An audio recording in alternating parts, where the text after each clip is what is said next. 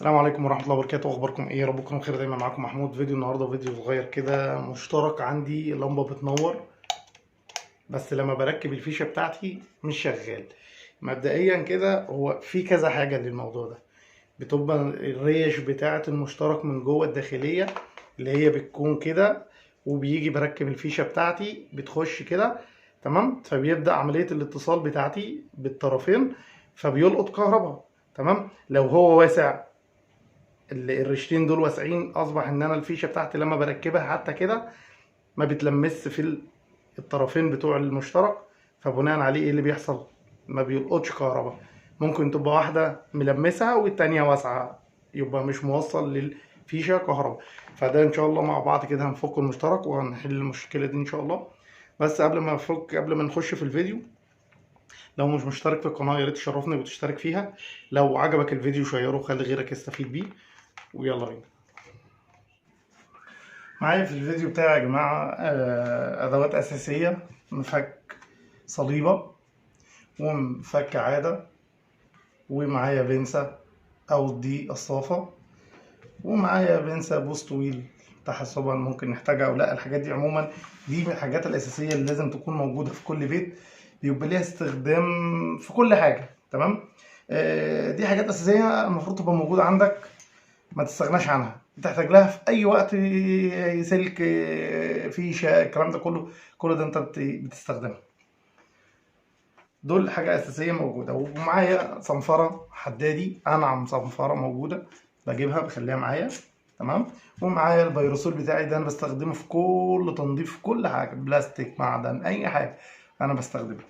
تمام. ومعايا المشترك بتاعي، ونبدا دلوقتي مع بعض نفك المشترك.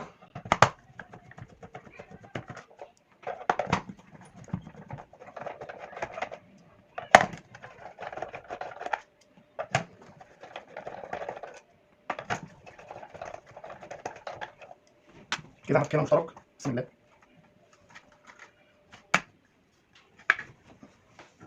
واضح عندي هنا ان المشترك فيه لسع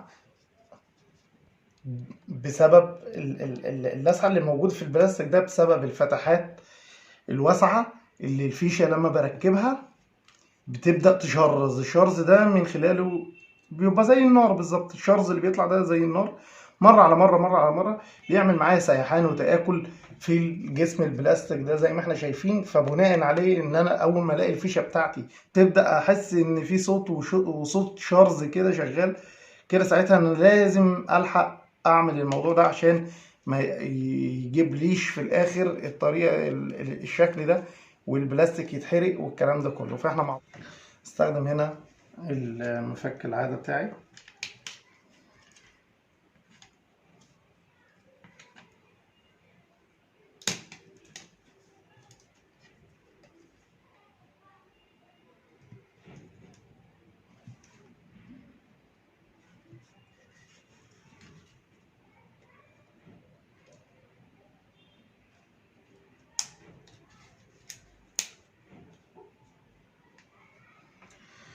زي ما احنا شايفين كده البلاستيك بتاعي اتلسع او اتحرق. عموما خلاص، قدر الله ما شاء فعل. عندي هنا البلاستيك عامل عزل زي ما احنا شايفين كده، هنا وهنا. البلاستيك لما ساح عمل عزل، اصبح ان انا كل ما اركب الفيشه بتاعتي ما بيلقطش معايا كهرباء. طبعا الموضوع سهل جدا يا جماعه ان شاء الله باذن الله، وهنعمله مع بعض.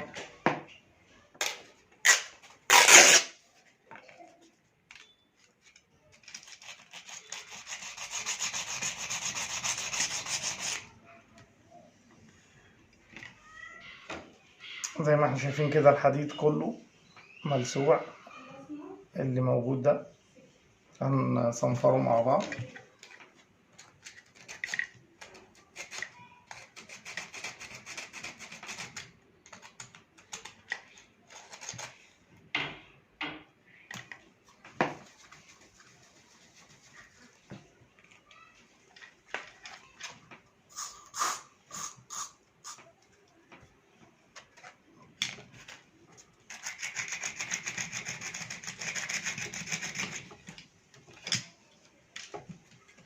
هنا الجنب التاني بتاعي ده الجنب الاساسي اللي كان فيه المشكله، ده الجنب التاني ده كويس مفيهوش اي مشاكل، فمش محتاج تنظيف ولا محتاج اي حاجه ولا في سيحان. هو المكان اللي بس الجنب الطرف ده تمام، طرف الموجب بتاع المشترك هو اللي زي ما احنا شايفين كده السيحان. كل ده لما ساح البلاستيك عمل نظام عازل في الميجر بتاعته، فبننضفها زي ما شفنا.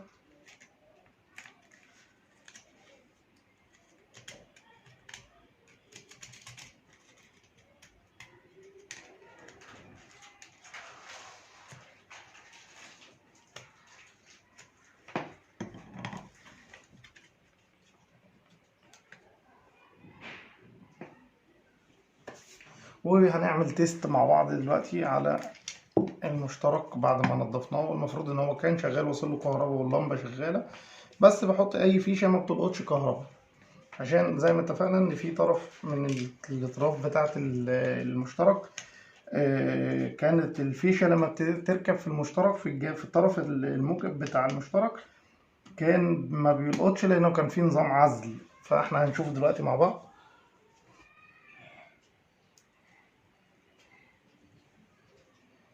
كده زي ما احنا شايفين اشتغل. شلت تاني عين،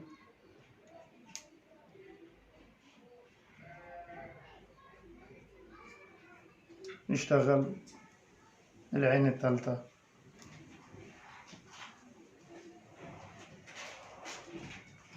اشتغل.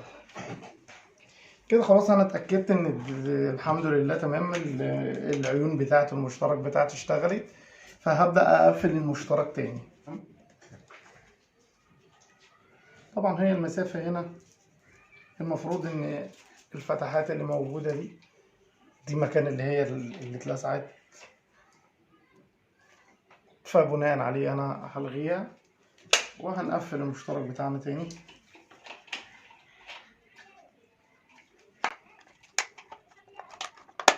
كده تمام.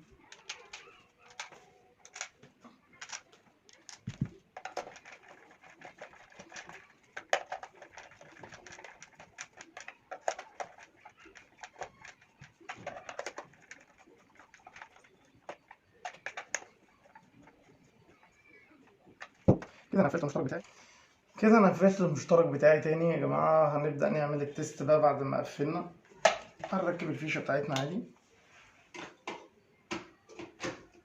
بسم الله. اللمبة بتاعتي شغالة، الموبايل بتاعي موجود، بسم الله الرحمن الرحيم.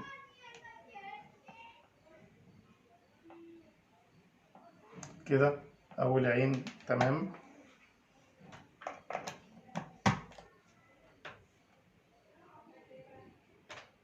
كده تاني عين تمام.